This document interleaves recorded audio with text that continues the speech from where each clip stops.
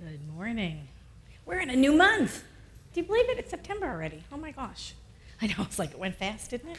Holy moly. New month, new theme. That's what that means. New month, new theme. So September's theme is Hearts of Service. And today's talk is Helping Hands. And so this month, we're going to be focusing on serving, clearly, because the theme is Hearts of Service. Okay? But it comes in many levels, right? There's serving ourselves, there's serving each other, serving others outside of our little tribe or our little circle or our little community. And then there's like serving the world, right? The big stuff.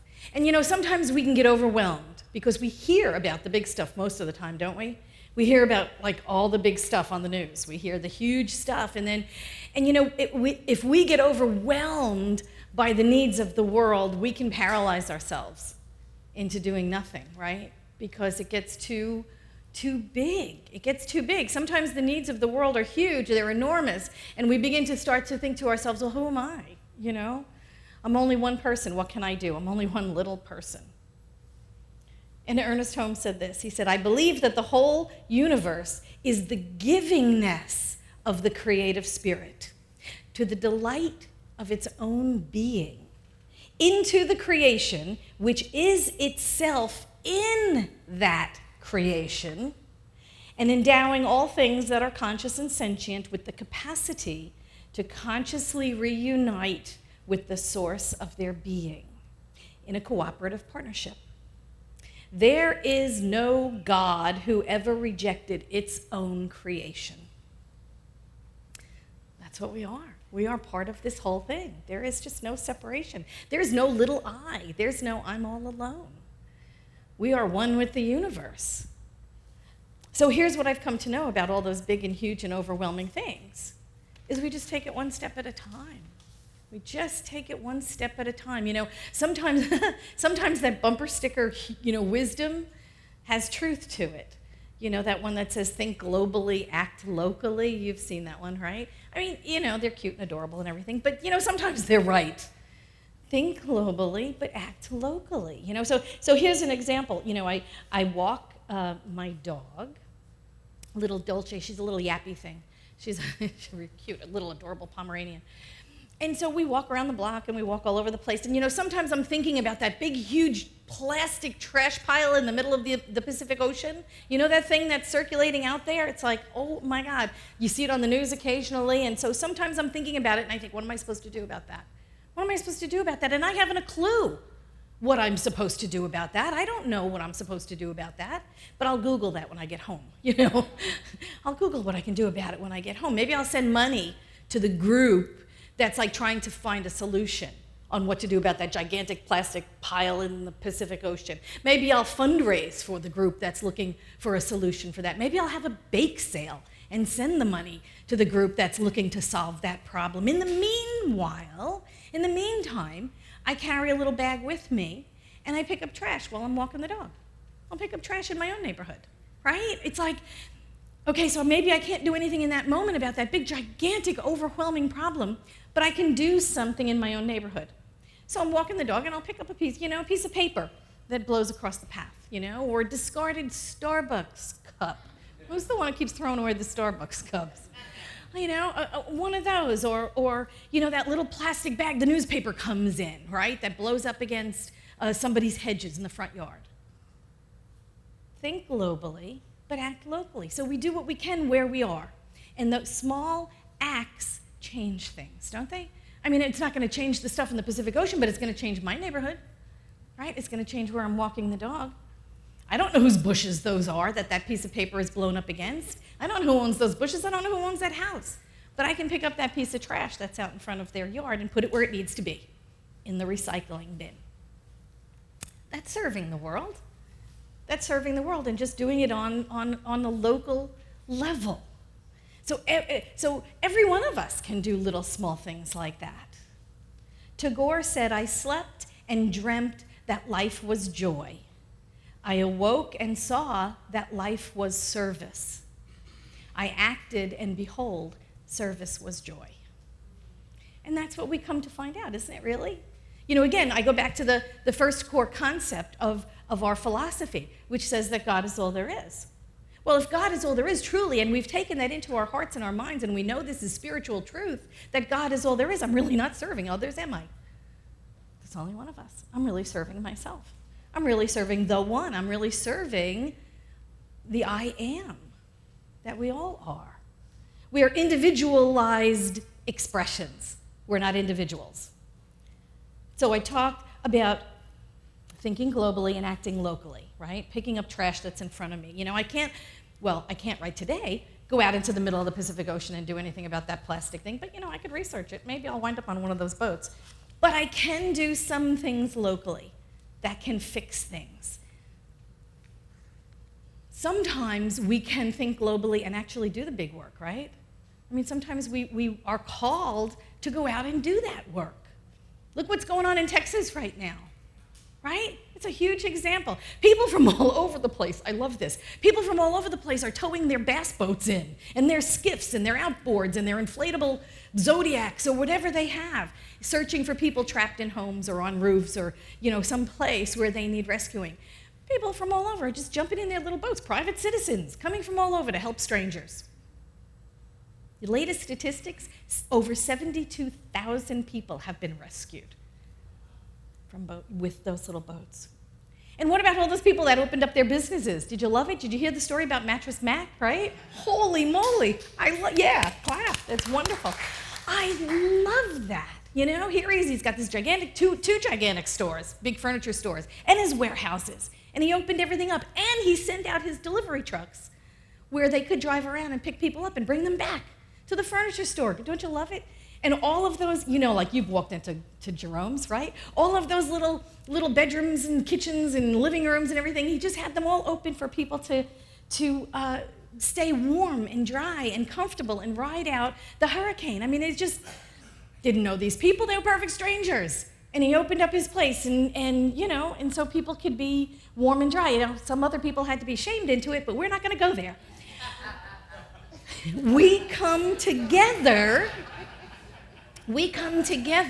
to do things like that. I mean, it's just amazing. We come together and do what we need to do, right, when the need arises.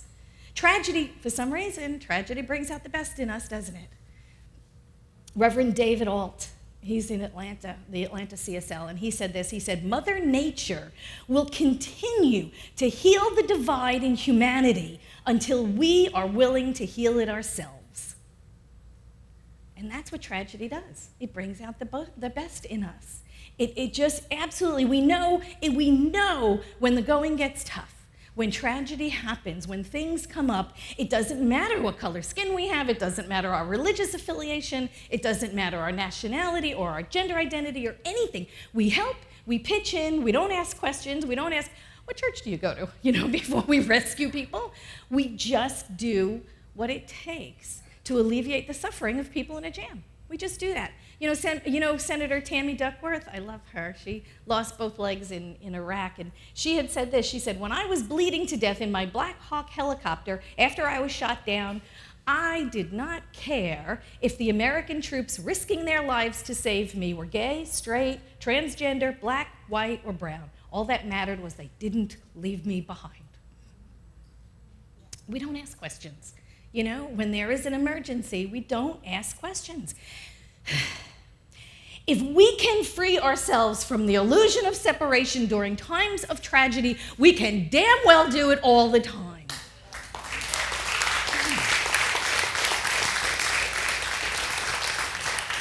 We don't have to fall back into that hypnotic state of us and them. Us and them. We're humans, right? We're like, I love that somebody had a hat on one time and it said one race, human. We're humans. We're humans. The greatest thing that we can do to heal the ills of the world is to remember we are one. Going back to the core concept. We can do that by serving each other. When we serve each other, we forget. We put all that other stuff aside. We're just humans serving humans. We're just eyes looking at the divinity in each other, looking back. Ernest Holmes said this. He said, it's generally accepted that some form of useful service to humanity, perhaps helping others suffering, is one of the best possible ways of seeking permanent happiness. And we know that's true. We know that's true because don't you feel better when you've helped somebody out? Don't you feel better when, Reverend Sam, you did the stand down, right? You go there and you donate your time and your energy and helping someone else, and we always feel better when we're helping someone else. And I know that's really one of the big gifts in spiritual community like this. This is why when someone joins Vision, we always say, get involved in a group, right? Did we say that to you when you joined? Get involved in a group, right? I suggest you join a team. We're always joining teams. The small groups enable you to feel at home within the big group. It's really one of those things that we can do that just kind of expands the happiness and the joy and the act of service. Just add into that, right? Like right now, we're focusing on the welcome team. Where's our welcome team? Stand up, welcome team. I want to see you. Here's our welcome team. Yay! Look at these beautiful people. Being on a team like that enables you to meet new people, right? Coming in the door, you get to meet new people. You get to put them in touch with other people in the group. We have a welcome team, and we have ambassadors who show people around the building, where the restrooms are. That's an important part. You've got to know where the restrooms are. It also grounds us in the vision and mission of the organization, doesn't it? You get to really, really know why you're here and what you're doing. And the biggest thing is it feeds our soul. When you are serving someone else, it feeds your soul. Dr. Albert Schweitzer said this. He said, I don't know what your destiny will be, but one thing I know, the only ones among you who will be really happy are those who will have sought and found how to serve. That's a real important thing. So team leaders, who wants to invite more volunteers into their groups? Raise your hand. More volunteers, more volunteers. I know audiovisual, they want more volunteers. These people, here you go. There you go. More volunteers. We want more volunteers. There you go. So after service, connect with these people who had their hands up. More volunteers, because it feeds us. Hospitality wants more volunteers. Bookstore wants more volunteers. Everybody wants volunteers. Serving, working side by side is healing work. It is healing work. One of the basic tenets, right, of the Baha'i faith is that work in the spirit of service is a form of worship. I'll say that again. Work in the spirit of service is a form of worship. That's what we're doing when we're together, serving each other. It is a form of worship. It is identifying the divine in you. We begin to understand that there's so much more than that we have in common when we meet each other in a place like this. We see things from the other person's viewpoint. We open ourselves up to different cultures, different ways of doing things. We start to understand that core concept one, God is all there is, remember? We start to understand that core concept one at a deeper level. We start looking in each other's eyes and recognize, God, there you are. There you are. I see the God behind those eyes. We get it at a new level. I want to read to you core concept one. In the universal, it says, there is one cosmic reality, principle, and presence in the universe, God. All creation originates in this one source. God is all there is. And how it plays out on the individualized expression, it says this: each human being is a creation of God, made from the God substance, a unique, individualized incarnation of spirit. This incarnated spirit is my essence, and it is the essence of every human being. We're all made of the same stuff. We're all that God stuff. I love that the way they say that, God substance. God substance. We're all that same stuff. I get it. I get it at that deeper level. I can no longer afford to play in the realm of duality. We just can't do it anymore. Even if we're tempted to, even when people disappoint us, even if people let us down, even when people betray us, we can no longer afford thoughts of separation. Just can't. No more thoughts of separation, condemnation, or lack of forgiveness. We must we must make ourselves remember all the time that there is only one. Core concept one, there is only one. Like waves of the ocean, that's who we are. I love that analogy. We use it quite often. Like waves of the ocean. Those waves come back and they go back into source, right? They go back to the ocean. They're individualized expressions of the ocean temporarily, just like we are temporarily. And then they go back to source. We are one. And when we are in service to others, we are serving ourselves. Ernest Holmes said this. He said, we should give of ourselves in love. This was today's quote. I'm going to just repeat it. We should give of ourselves in love and service to others, in a spirit of generosity and good fellowship. To refuse to give is to refuse to receive, for everything moves in circles. Real giving is the givingness of the self. A kind word, a thoughtful act, perhaps a smile, can lighten the burdens of others. Because there is only one. Because when you get right down to it, there's only energy, and we're individualizing it. So this brings me to the helping hands that we must never, ever forget. Right? We talked about helping the world, and we talked about helping the community, and talked about helping the neighborhood, and our tribes, and each other, and our community, and our spiritual community. But the one you can never, ever forget is the helping hands to help yourself. Because what I know is true is that we cannot pour from an empty vessel. It doesn't work that way. We cannot give what we don't have. It doesn't work that way. We must be filled in order to fill others. We must be filled in order to be of service to the world. So first and foremost, we must nourish ourselves. Those hearts of service must begin within, in our own hearts. Nobody benefits by you killing yourself to save the world. It's just self-care is important. Self-care is important. Self-care is not selfish. Self-care is self-nourishment. We have to nourish our own souls and be filled in order to be a difference in the world. In order to make a difference in the world, we have to be filled to overflowing.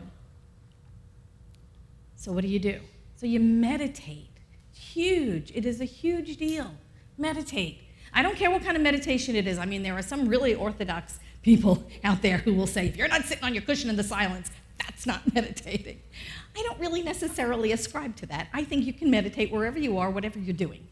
There's walking meditations. I think there's sitting in the silence. I think you can do guided meditations. I think you can do meditation with music. I think you can do meditation in the silence, closed eyes, point of focus, contemplative. I don't care. However you do it, do it. Walking in the woods, sitting by the ocean, whatever it is that you do, just do it. Just do it. Just plop your ass down and meditate.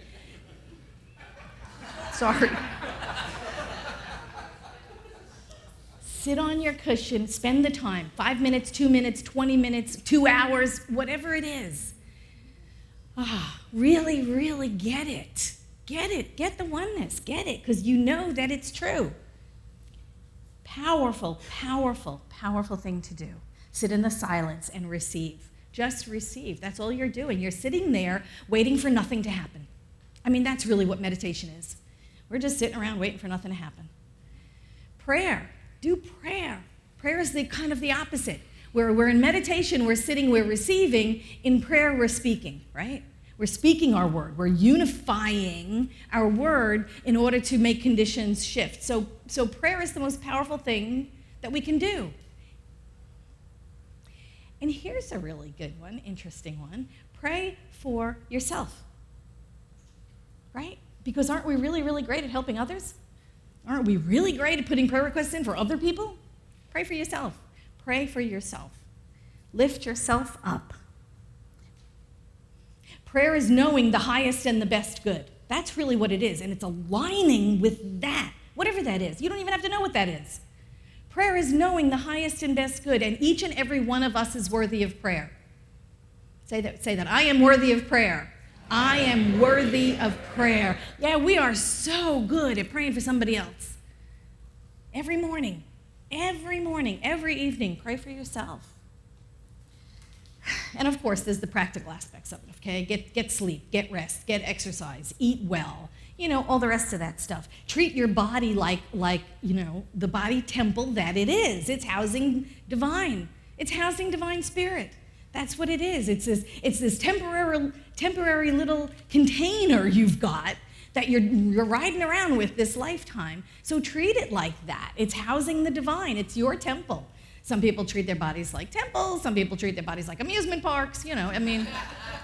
Whatever. Understand what's going on in there. There is the divine housed within us. And so treat it as such. It's a sanctuary. Your body is the sanctuary for the divine. And what I know is when we look at the best in life, when we continue to know the best in life, most of the time what happens is the best continues to show up, right? L.R. Nost said this: "Do not be dismayed by the brokenness of the world. All things break, and all things can be mended, not with time, as they say, but with intention. So go, love intentionally, extravagantly, unconditionally. The broken world waits in the darkness for the light that is you." Thank you very much.